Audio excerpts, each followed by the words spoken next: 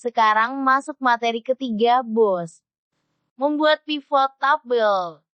Tabel pivot adalah tabel statistik. Untuk memahami konsep pivot, perhatikan tabel tabular data karyawan tadi. Data satu karyawan diwakili satu baris dengan detail beberapa kolom. Ada yang perlu dicermati.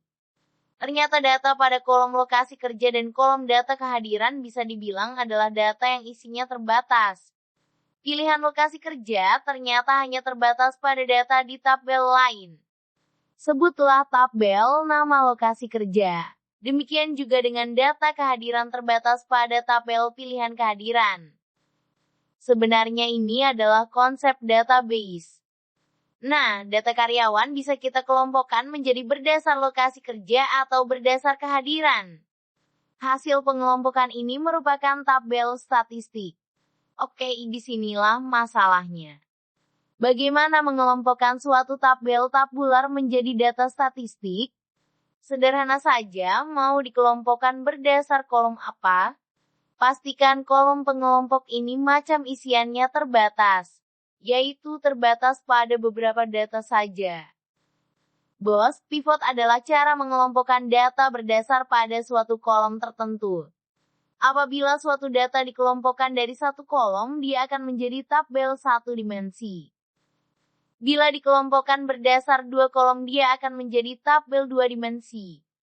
Dimensi tabel ini nanti menjadi dasar untuk menetapkan jenis grafik yang bisa ditampilkan.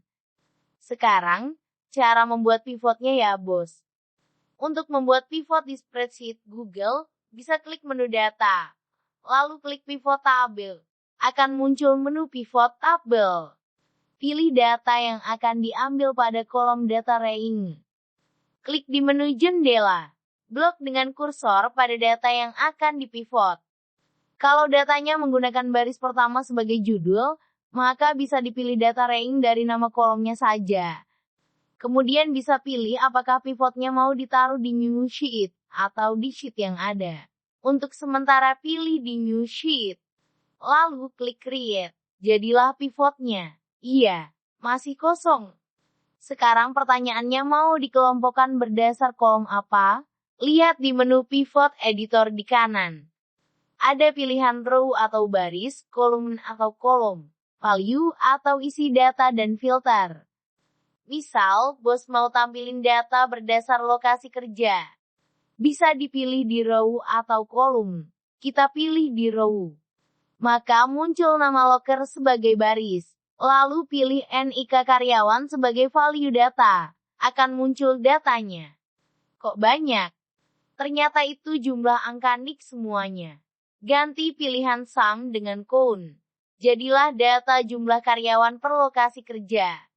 Selesai sudah membuat pivot karyawan per lokasi kerja.